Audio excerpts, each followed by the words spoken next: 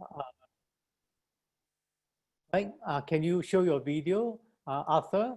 Okay, Hello. first, hi, Arthur, can you just wave your hand so that we can see? Okay, so Hello. first let me thank Arthur KIONG, our speaker for today, and I'll leave it to Prof. Abhishek in a few minutes to just introduce. But first, let me thank all of you for coming, and together with my partners, Johnny Wise, Johnny Wise, the founder and MD, together with Cerise, and then Georgia, and also Tracy, and quite a few of our people are here. So thank you very much for joining.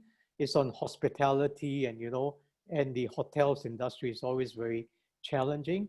I see my friend James. James, hi James. James Chia from Pico Art. Hi, good morning. Thank you for joining. And Thank you for organizing okay, it. sure. So maybe Cerise or Tracy, do you want to just give us the protocols first about muting and how we come in and all that? Good morning, everybody. So as you can see, we can see everybody on video. So please make sure that you are muted.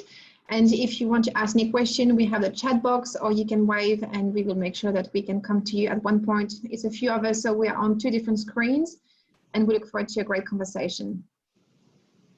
Okay, thank you. First, we want to acknowledge our members who have also signed in. We got Jonathan Glickfield from VC. And then, of course, we got some special friends, Tony Lombardo from Lendlease. Right, Tony, good to see you. I think you have already shaved, right, Tony? Right? Okay, so with that, can I now invite our sponsor and partner for today's event, JCU, Professor Abhishek, to do for us the introduction, and then followed by the Q&A, and which I will moderate. So basically, Arthur will have 10 minutes first. I've also seen some of our members. Martin Chi, welcome from IBM, head of IBM. Okay, so please go ahead, Prof. Abhishek, can you unmute? Yep, okay. Yep, thank you, Bill, and good morning, everyone. I see that the numbers are climbing up. It's 50 plus already, so there's quite a lot of interest in this this event, this session, and it should be. Well, it gives JCU, James Cook University, great pleasure to partner today's briefing with Arthur. JCU being a pioneer in tourism, hospitality, and events-related education and research, and Arthur, an illustrious practitioner in the field. Just a little bit more about Arthur before we move on with the proceedings. Arthur KIONG is the Chief Executive Officer of Far East Hospitality, which is part of Far East Orchard Limited, a listed company under Far East Organization. Since Arthur joined the organization in July 2012, he has been instrumental in growing the company's hospitality management business through joint ventures and acquisitions. Over the last 8 years, Far East Hospitality's portfolio grew from 18 properties in Singapore to more than 95 properties across Australia, Denmark, Germany, Hungary, Malaysia, New Zealand, and Singapore, and many more in the pipeline. With more than 30 years of experience in the hospitality industry, Arthur has worked at prominent international hospitality brands, including the Ritz-Carlton in Singapore and New York, Mandarin Oriental Hotel Group in Hong Kong, Hat Hotels Corporation, and Westin Hotels and Resort.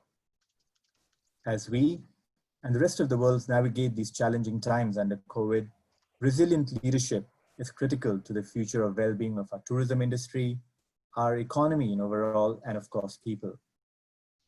We therefore are very fortunate to have someone like Arthur leading one of our biggest hospitality brands. We certainly look forward to the conversation today, and I will now hand over to you, Arthur and Bill. Well, good morning, Arthur. everyone.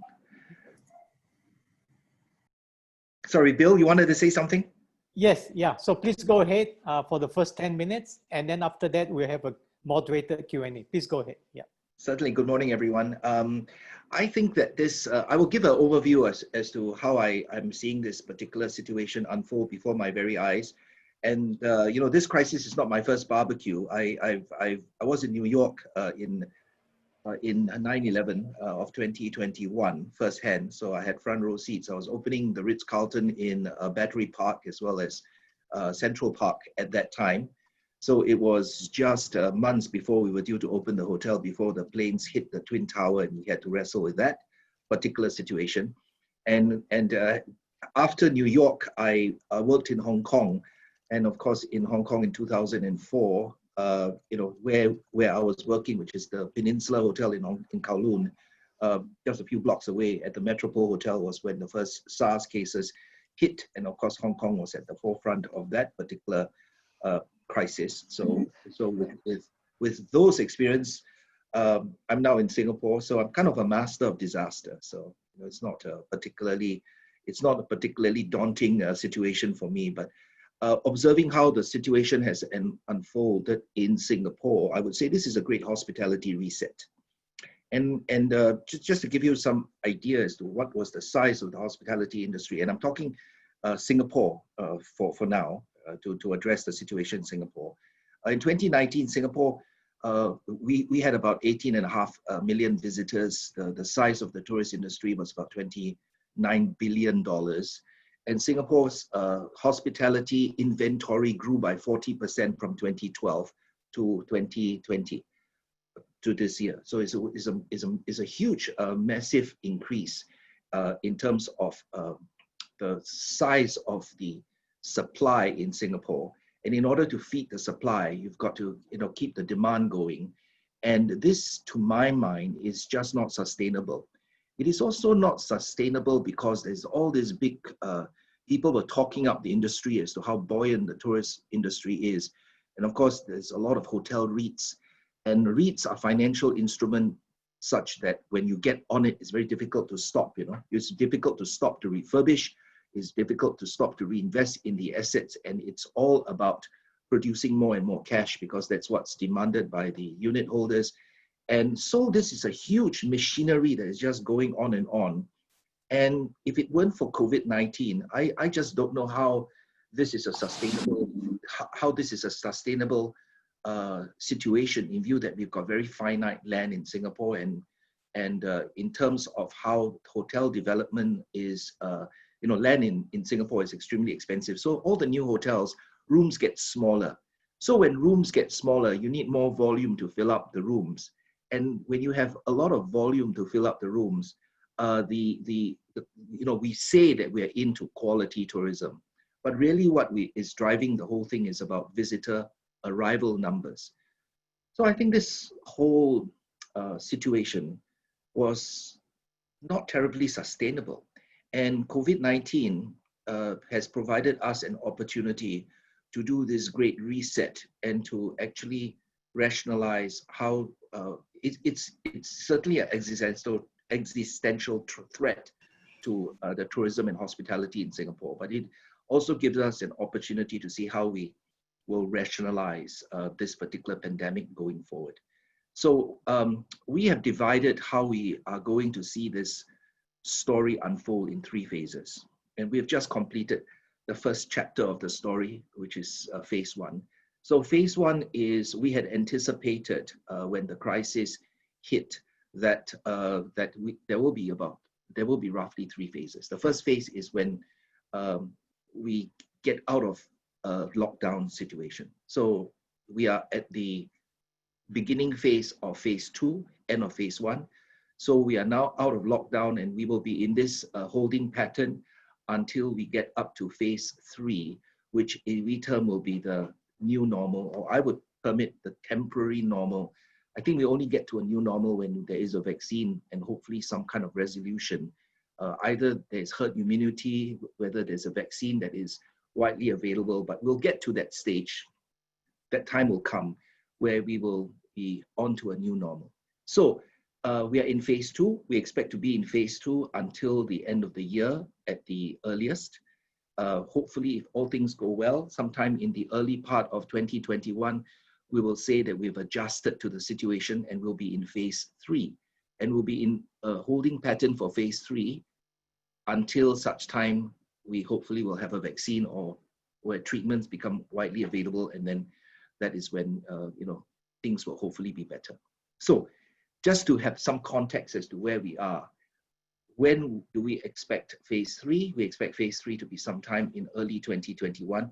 And how long would we be in this holding pattern of phase 3? Even if a vaccine is discovered or found, I think we're going to be in a holding pattern and things not being quite as normal until the next 3 to 5 years. There will be a recovery, but the recovery will take 3 to 5 years. That's what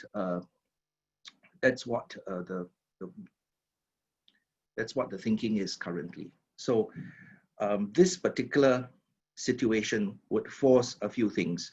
It will force a contraction, it will force a consolidation, and it will force industry transformation, which I think is much needed. Currently, the industry is in a really, really bad way. And just to tell you how bad is bad, just to give you the guts and the gore, there's this is like leaning over an accident scene to see really how bad it is. So let me tell you how bad it is. We have approximately 330 hotels in Singapore, thereabout. Out of the 330 hotels in Singapore, with the borders being locked down, Singapore has no domestic tourism to speak of. If you want to be precise, there's about 10% staycations that happen even in a very good year. So 10% of our hotel inventory, or in terms of the geographic segments, about 10% would go to locals choosing to stay in a hotel for one reason or another. So that's not in comparison with, say, a place like Australia. Domestic travel or domestic tourism would take up something like 75 to 80%. So that shows you how far off we are from a domestic demand point of view. So there's none to speak of. And so we have approximately 100 hotels or thereabout, between 80 to 100 hotels right now that's being sequestered by the government to be used for isolation business. Because hotels are just the ideal quarantine facilities, because they have trained staff, they have separate rooms, and they have facilities that's conducive for that purpose. So there are three basic types of isolation business. There's what we call the stay home notice type of business, or the isolating people who come back from countries such as the US, UK, actually everywhere else in the world is what we term as highly exposed countries. When they come to Singapore, they have to be quarantined for a period of 14 days. So there are some hotels that serve that purpose. There are hotels that serve as government quarantine facilities. Now, this is different from SHN. A quarantine facility means you've been exposed to someone with a tested positive of COVID-19. So straight away you isolate that person and you observe that person for 14 days. So there's a higher risk type of facility that's called a government quarantine facility. And then the third is called a swab and isolation facility. A swab and isolation facility means that the person already developed symptoms. He is suspected to have COVID-19. They were taking the swab test to ascertain whether it's positive or negative. If it's positive, that person will be hospitalized. If that person is negative, then the person will be observed for another 1 or 2 days before he's let back into the community. So about 80 to 100 hotels out of the total number of hotels in Singapore, about a third is being used for such business. And such business would allow the hotel to be barely able to cover costs. And if the hotel is able to, in its own model, manage its costs very effectively, it may give the hotel maybe about a $10 per room per night operating profit. That's about as far as it will go. Now, in terms of the number of inventory in Singapore, so Singapore has about 70,000 hotel rooms. So a third of these hotels, because these are the larger hotels, will make up about close to 40 to 50% of the total room inventory. So these hotels are surviving. The hotels that are not fortunate enough to be in this basket would be hard-pressed to find business. There's no staycation. There's only stranded Malaysians and stranded business travelers to look after, and these are not enough to fill these hotels. So I think a lot of these hotels are running very, very low occupancies, and I can say this with a degree of certainty because usually on a given situation, we have hotels that are contributing to something called a Smith Travel Research Survey, called STR. So we're able to ascertain what is the general occupancy levels in Singapore. So in a good year, our occupancy around town is between 85 to 89% occupancy, thereabout, depending on the category of hotels. Right now, a large number of hotels are not even participating in the survey, which we can only conclude is because there's just no business to speak of and they couldn't care less about what is the market share. There's just no market share to be fighting for. So I would say about 2/3 of the hotels in Singapore are in that situation, and that would constitute about 40 to 50% of the inventory. And for those hotels that are termed as relatively more fortunate, we are barely getting by and able to cover our costs, thankfully, because of this government business. So moving forward, what we'll see is it's inevitable. There will be some contraction. There will be consolidation. Independent hotels will have to affiliate themselves with larger players in order to defray some of their auxiliary or back of house costs. And there will be transformation. And I think in terms of transformation, what I alluded to earlier, this crazy period of having more and more visitors will have to stop. I think moving forward with the establishment of green lanes, we can talk about it a little bit further later, what that means. We're going to see travel being muted, and that going forward, we'll see that growth will be, we have to focus on more high value customers rather than the actual number of visitors. We will have to look at how the MICE segment is going to transform out of this. It will take a long time for the MICE segment to be able to navigate its way out of this particular pandemic. MICE is meetings, incentive, conferences and events. Cruises is hugely threatened. It will take some time for the cruises to come back. And I see there's also great opportunity for us to be transforming our industry that is usually heavily reliant on foreign workers. Approximately 38 out of every 100 workers in our industry is a foreign worker. And we think this is not going to be sustainable. Certainly it's not going to be politically correct, as Singapore is going to be anticipating its highest unemployment ever. So in the typical year, Singapore will have about 70,000 people who are unemployed, and our unemployment is below 2%. But we are expecting to see this number at least double coming in the next 6 months. And hopefully the situation will not snowball out of control. The government is putting a great deal of resources to actually address the unemployment situation that's going to result from this pandemic. So that's a 10-minute kind of where we are situation. Okay, thank you very much. We're going to start with the Q&A. Thank you to many of you who are starting to stream in your questions. If you have, please go ahead. Before I start with the official question, which I have one, I just want to acknowledge some of our members who have made this possible as members of the Singapore Business Circle. I got Professor Sally Chan from University of Newcastle, right? And then we also have quite a lot of prominent friends. I just want to welcome them. Ong Chi Ching, who is the owner, a hoteler of KOP Properties, and then quite a few. So, and then Lee Hu Ling, who is another of our member and supporter. So thank you very much. So, Arthur, my first question is around people, because there's quite a few questions that we want to ask of people. One is from Andrew Chu. And regarding about staffing, and number one is post-COVID, maybe it might not be a recovery of 30, 50, 70%. How do you deal with the people issues, the balance, right? Getting them to work, and maybe you might find that you may have to let go some of them, and then how do you make them to be more flexible, much more agile, and then to the extent where you want to have more automation, which will reduce the staff. So can we have your views around this people issue in the next 12 months? Yeah. Okay, in the next 12 months, currently in Singapore, the government is going to be stepping up on testing and stepping up on contact tracing and stepping up on its healthcare system infrastructure on how to manage a second wave or a third wave as it occurs without having to shut down the entire economy and do another circuit breaker. So to answer your question, it is there are many parts and many different ways I can do it.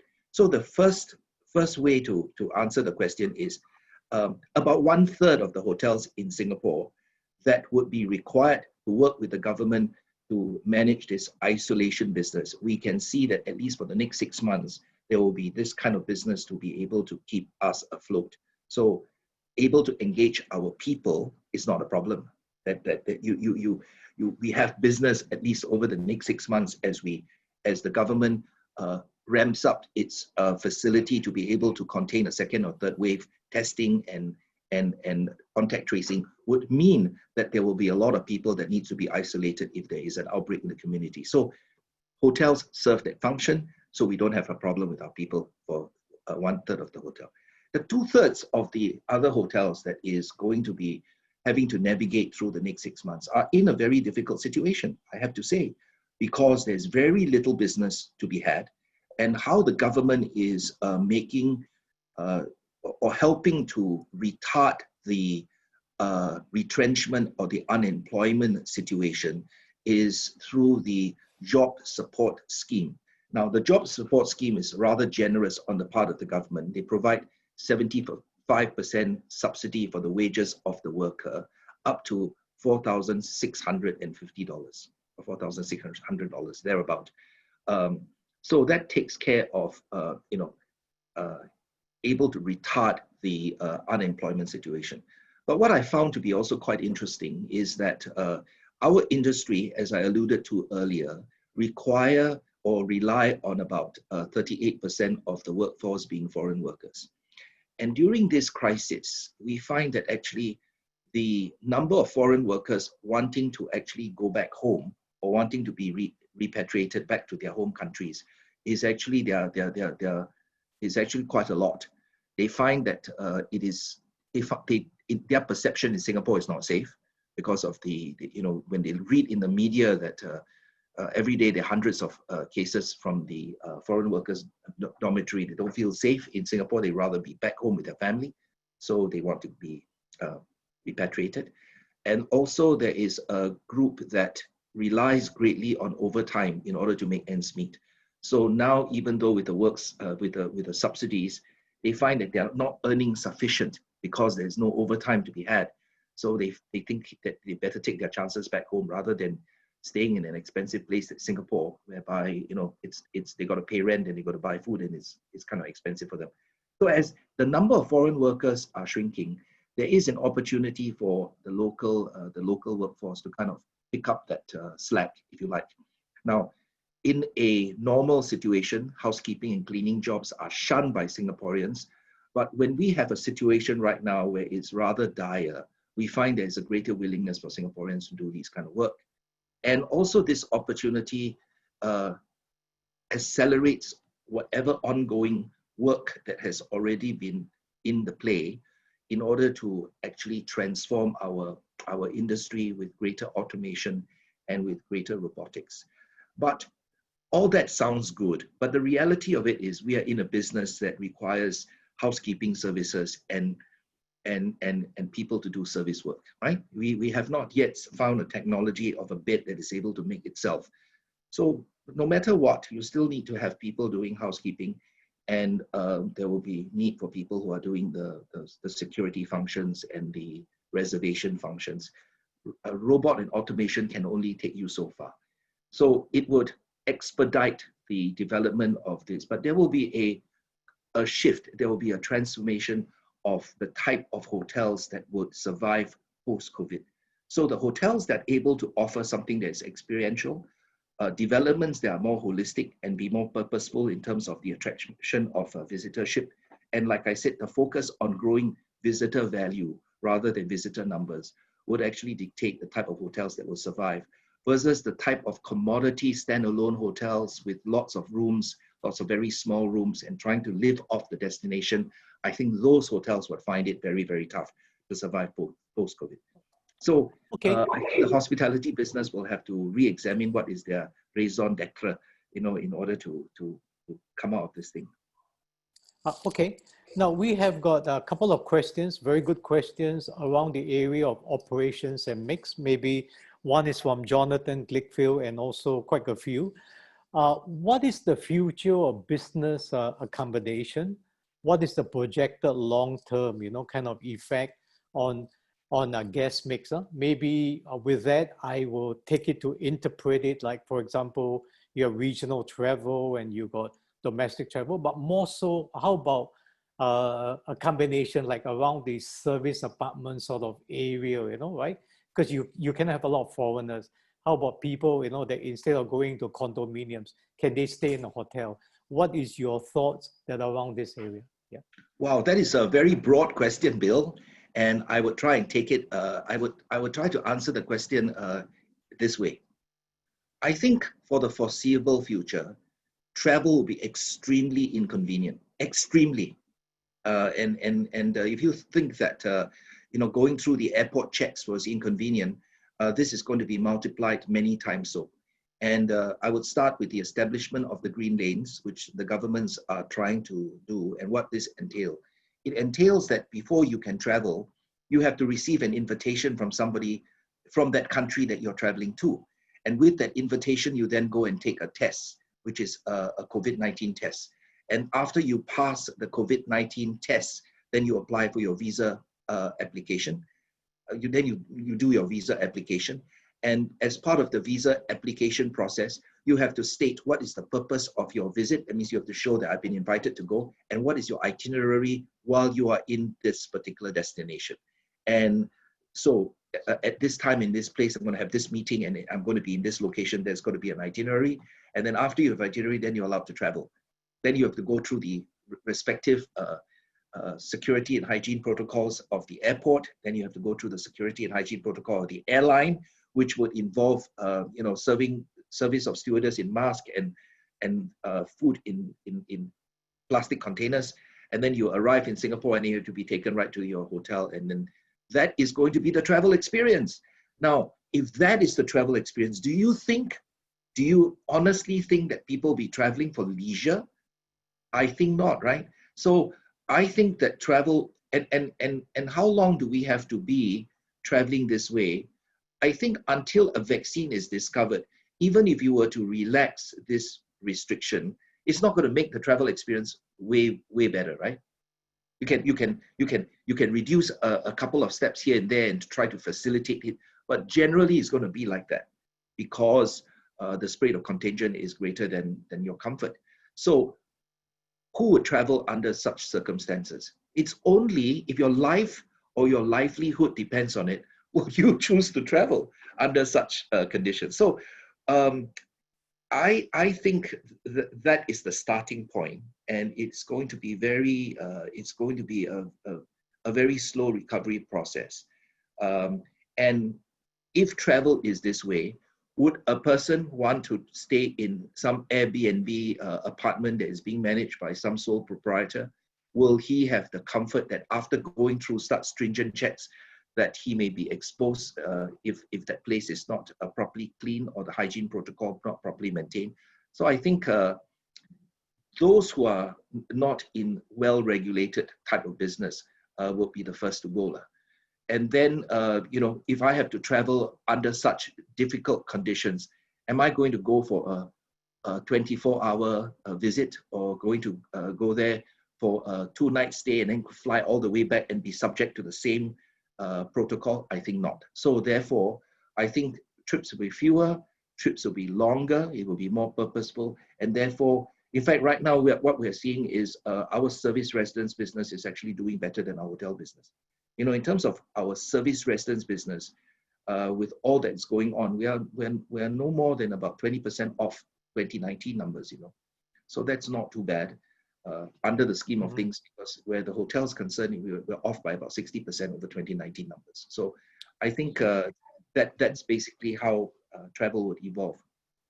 Okay. Now, the next question is because we have some people from different industries. For example, Tony Lambordo is from the land lease and shopping malls. And then we've got Martin Chi, which is from technology and from IBM. So the question is, what do you think is the configuration future for hotels? Do you think now looking back in COVID-19, is it better to have standalone hotels or to be part of a complex? That's one question. And how is technology played? I mean, moving on, to make, hotels better or more productive, you know, because I'm always reminded like bubble tea, you know, right? People want to buy bubble tea, but then you cannot buy standalone during the lockdown. Better to be part of the food court, maybe for the future. Arthur, do you have thoughts on that? Yeah. Well, I think if you go by how governments are selecting hotels to be used as isolation and quarantine facilities currently, and if it weren't for that business, a hotel will not be able to survive, right? So so we find that in a pandemic situation, hotels that are really readily able to convert into a quarantine and isolation facility wins at the end of the day. So how you're going to be selected has greatly to do with the way you are designed. So in terms of the ability to isolate and shut off and contain exits, and whether there is, whether the hotel is, structurally able to be defined as what is a red and what is a green zone, etc. That is important. So a hotel standalone is better than a hotel that is kind of converted from or a mixed use that is integrated with all other types of facilities. It's just unsafe, you know, under such situation. So that's the first answer, right? But I think going forward, there are a lot of and what is the role of automation? The role of automation will be greater, because right now the challenge will be to provide a personalized experience using contactless technology. How do you provide a experience? Because you have to provide an experience. If a hotel is no longer experience based, then a hotel just becomes a commodity, and that will be a very sad day.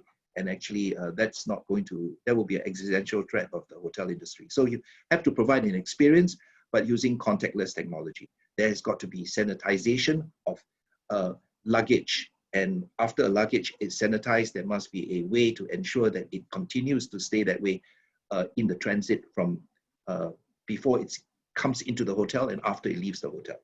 So all this is going to mean that hotels would have to invest more in terms of the sanitization, contactless technology, and also technology to enable us to trace guests in terms of their movements while they're in the hotel, so that we know that in case there's an infection, how do you contain the situation and not allow that person to go on and infect every other guest who then takes it home to infect their home country.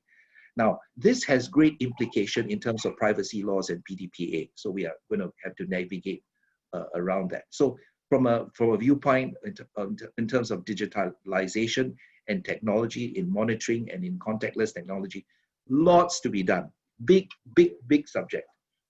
But moving forward, we'll find that the hotels that are able to provide a purpose and an experience to invite people in to a country will, after the pandemic, do better. So what kind of hotels?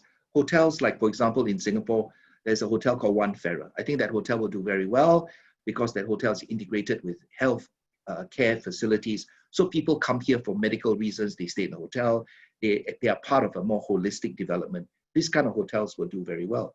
Hotels that are random and are just commodity type hotels, I don't think they will do very well. In fact, I don't know how they will survive after the crisis, considering that these hotels are small, they're cramped, and they are built to live off a destination rather than contribute to the destination. And of course, in Singapore, there's a lot of exciting new development which would allow hotels to rationalize how they support these facilities. Like, for example, the Southern Waterfront Gateway, the ecotourism that is being planned for Mandai. So hotel development will have to be more purposeful rather than to be just conversion of office building into a hotel and trying to live off the destination. I think those hotels will be hard pressed going forward. Okay. Now, Arthur, we have another question which I think will be a bit tough, but then maybe you can talk about generic, because one of the questions is on valuations, and right, because we know hotel stocks have come down. And what is your view? You don't have to comment on your specific Far East properties.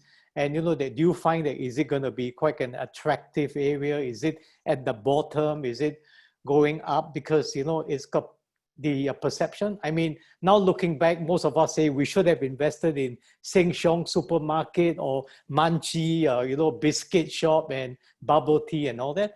So what would be your view about, trying to invest? Now, certainly, do you think will there be new hotels coming up, or maybe no, there'll be a lot of closure? The financial part of the hotel industry, yeah? Right. Well, I think the short answer will the short answer will be that hotel valuations will definitely come down. And the reason why I think this is going to be the case is because the recovery, unlike SARS and unlike 9/11, both SARS and 9/11 had a V-shaped recovery, which means that, for a few months, the business sentiments is going to be very tough. And then once people are allowed to travel, there's going to be a huge bounce back. So the belief is that human nature is such that people have very short memories and people want to travel again. So, those crises did not affect valuation. I think this crisis is not the same. It will affect valuation because it's not about people wanting to travel again. It's about the restrictions and the protocols and the hygiene requirements are so stringent that it would make traveling extremely inconvenient, and therefore you really have to think about it. It also may make traveling more expensive because, if you have got social distancing and planes have to be only 1/3 full, then obviously for the math to work, the air tickets will have to be a bit more expensive. And if you're able to put up with such stringent protocols to travel, you'll probably be, inclined to pay for the extra to get there. So all this would mean that, occupancies will be muted for not a few months, but, we are talking about a muted occupancy for over a few years. Sure. as it's going to recover. So obviously this will affect valuations, and it will affect the willingness of people wanting to build hotels because, right, like I said, the overall volume coming into a particular destination like Singapore, I think we have to rethink, can Singapore sustain 18.5 million visitors coming in every year? Now, obviously tourism is an important component of our industry. We can't say we cannot do without tourism, but perhaps what we want to do is, can we still do the $29 billion worth of value that tourism brings without having to bring in 18.5 million people? So we are looking at straight away, the quality of people coming in is going to be different. So this has an implication on hotels and its valuation for sure. Okay. Now, before I pass on to Johnny Weiss, who is my co-host on whether, Johnny, you have a question like for Arthur, I just want to acknowledge also some of our members who have joined in during that, and from Deloitte and from PwC. So PwC will be Jin Chong, and then Deloitte is Gyok Chu and also James Walton, and from BMC is Gunal and also Gerard from NZTE and Chi KIONG from PwC. So we want to acknowledge you because you are members and you help to make this happen. And I also have a confession to make, because we as a family, we did book our tickets to go to New Zealand sometime in August, but now we are not so sure, what kind of test, swab test and all that. So we are still thinking through, but if we have a chance to go Green Lane, we'll go, So Johnny, you have might you have a question for Arthur? Arthur, thank you. You've been most articulate in terms of the bigger picture. When we have a guest of honor, we also like to hear a little bit of a personal story and to hear how yourself, how did you handle the last 2 or 3 months? Where were you? What went through your mind? And what were some of the hardest decisions that you had to take? If you wouldn't mind sharing. Thank you. Thank you for that question. I think a personal anecdote, which is kind of fun, would be to talk about the situation in SARS. Actually, in the case of when I first arrived, I was at that time working at the Peninsula in Hong Kong. And when I first arrived at the Peninsula in Hong Kong, the reason why I was hired was because the Peninsula felt at that time that, they needed some new blood and some new energy. That hotel has been around for a very long time, very successful, but the competitors were taking on market share. and therefore they needed somebody who would come in and shake things up a little bit. So that was the reason why I was hired. So I came from New York after 9/11 and immediately had a lot of fun because I found there were many, many opportunities where changes can be made, and many things can be improved. So I went about that hungrily and happily until I found out that there's a very simple truth, you know. And I want to describe this in a metaphorical way. It's like someone hires me to be their daughter's math tuition teacher. And after a while, they would ask, how's my daughter doing?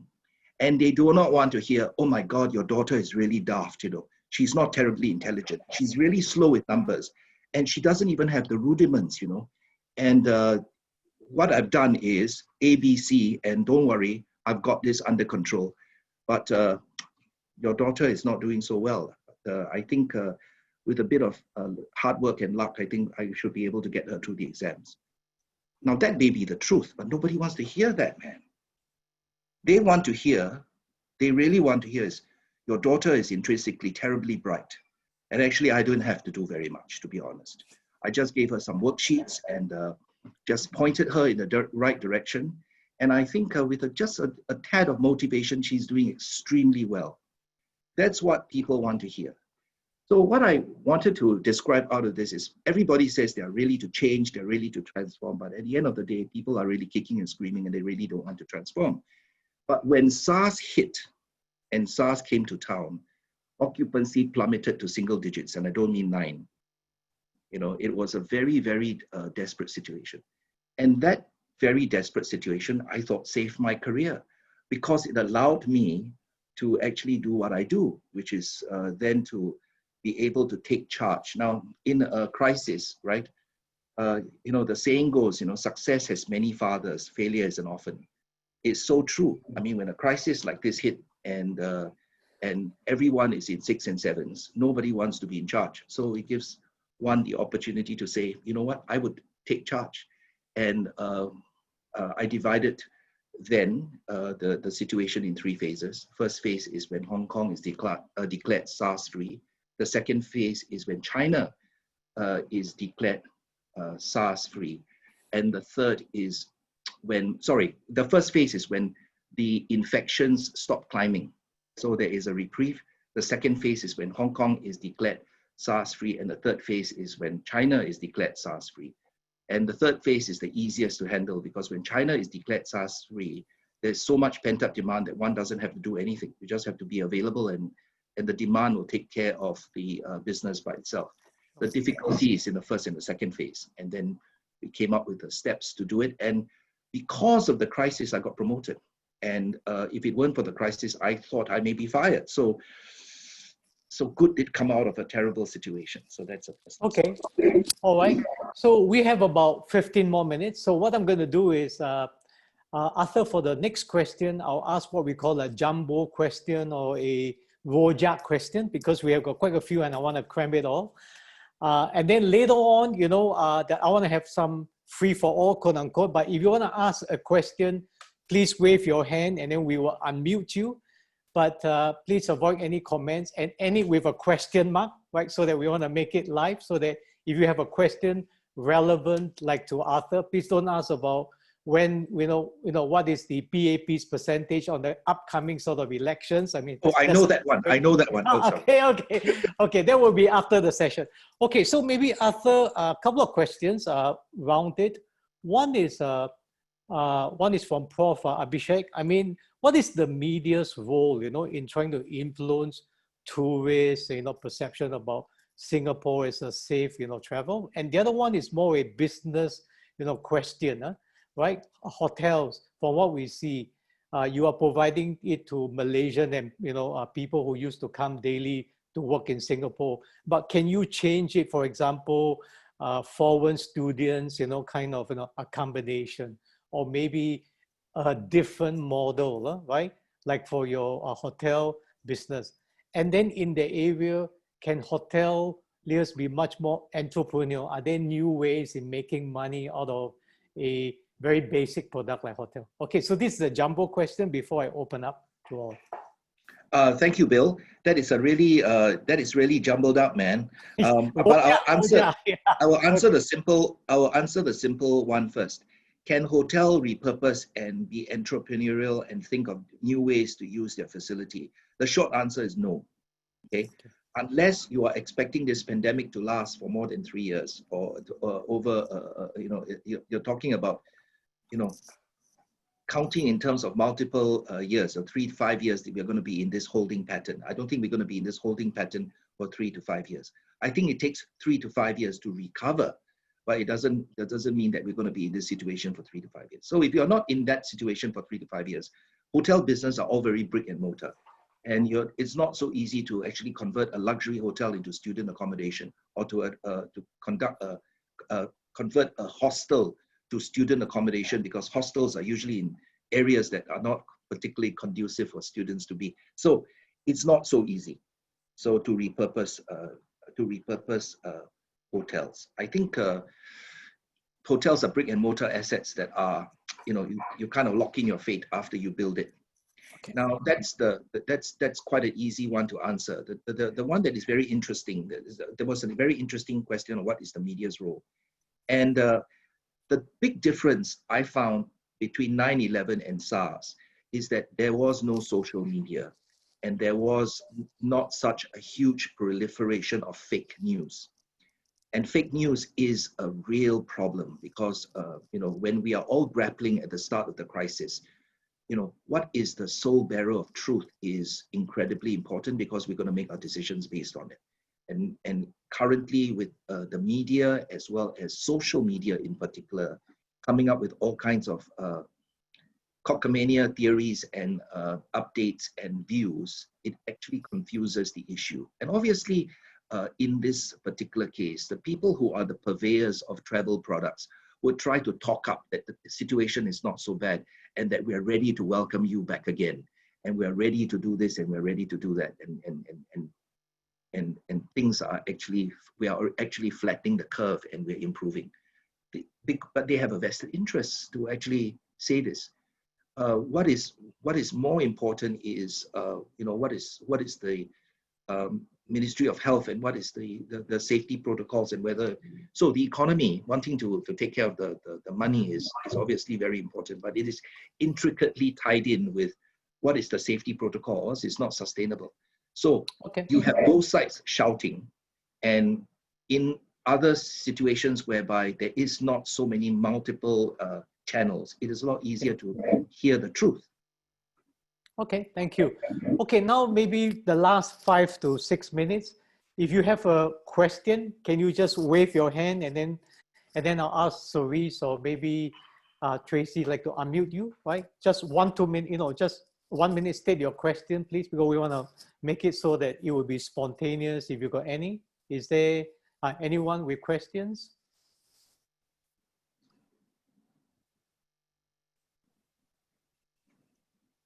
Okay, I don't think I see anybody, because I do have 1 or 2 more questions, but I want to give an opportunity if you do have.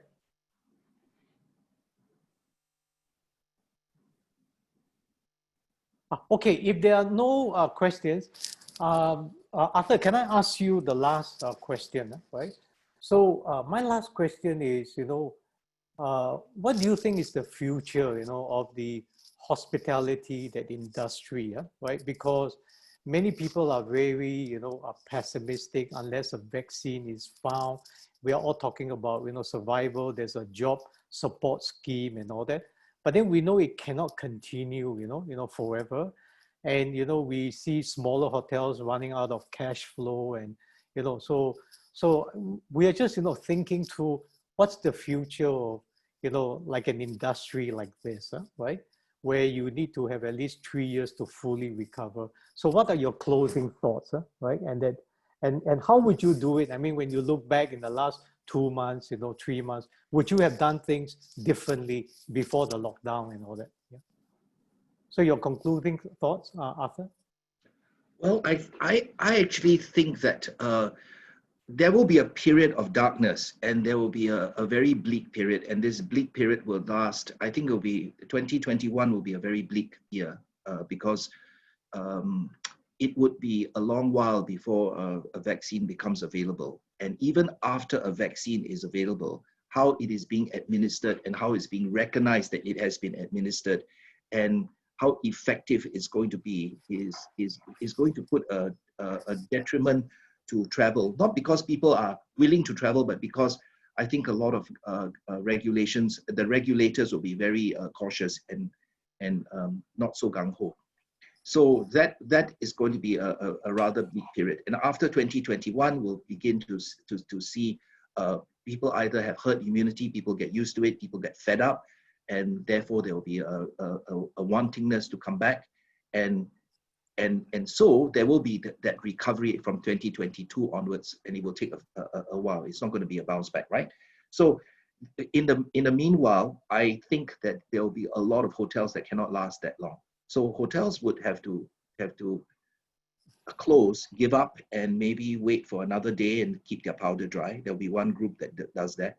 There will be a great deal of consolidation, as I mentioned, that people will look at either banding together or to actually affiliate themselves. I give you some examples. A way is that, you know, the reason why we are able to survive in this particular crisis is because a decade ago, we made a push for consolidation of back of house functions. That means we centralize our accounting, our human resource, our IT, and our finance and marketing functions.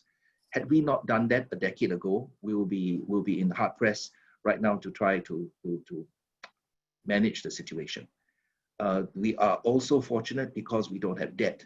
So how do you have a hotel portfolio with no debt is not an easy thing to achieve. So those with debt, those with will have to consolidate. I mean, their operations and affiliate themselves with larger players, and not necessarily with the big chains, because you'll find that the big chains will have their own set of challenges. Okay? Because, for example, the big chains charge an arm and a leg because they are saying that, you know what, our distribution and our brand will be able to guarantee you a base amount of business. So where's that business in situations like this?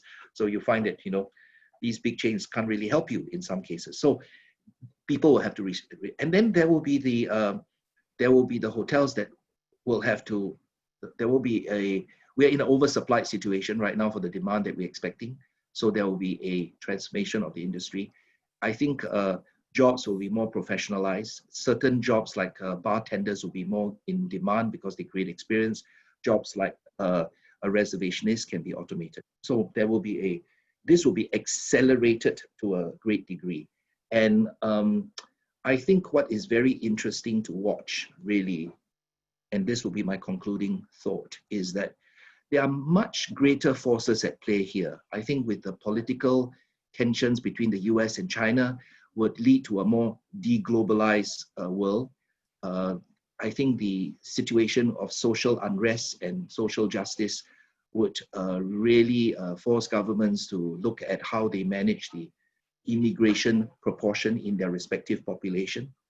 And all this would lead to, I think Singapore is in a rather good place because Singapore is always a free trade port. And we will be the champion of free trades. We are the ombudsman between the superpowers, as well as, I think, in terms of Singapore being the nexus of diplomacy and arbitration, we have a role to play in this. In the world is shifting. So I am rather optimistic and positive about the long-term future of hospitality. There will be a role for hospitality in Singapore, but it's a bit tough in terms of the short term. Okay. Before I pass on to Professor Chris Rudd of JCU to close it. So first, let me personally thank you, Arthur, for your insights today. I also want to thank, in particular, James Cook University and the team for supporting our event, and our many members who have made this possible, like NZT, Gerald, and also from PwC and Deloitte and many firms that I've mentioned. So thank you very much. So we're going to close now, and I'll pass over to Professor Chris Rudd, who is the head of James Cook University in Singapore and the Deputy Vice Chancellor.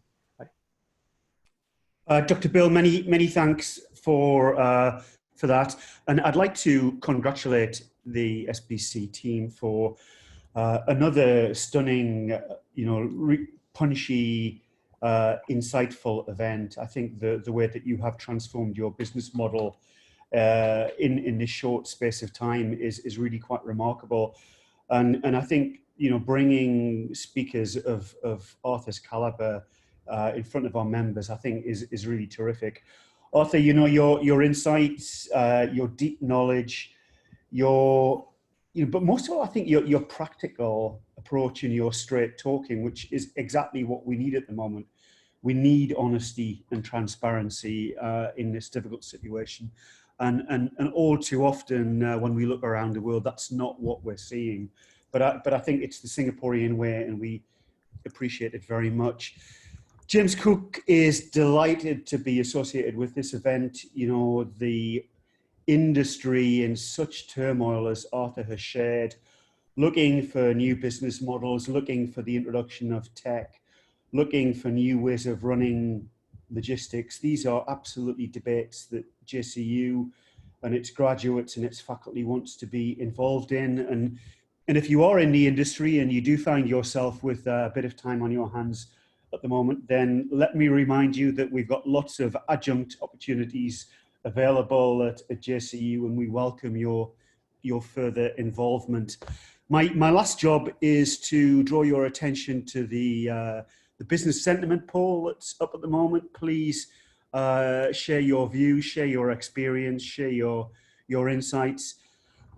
Thanks for joining us today. And Bill, back to you for wrapping up another wonderful event. Thank you. Okay, so thank you very much once again to all of you for joining, to our members, and in particular, to Arthur, for being with us. So thank you. And so we'll sign off now. So we'll close in a couple of minutes. And thank you. Take care and stay safe. And we hope to see you soon. Thank you.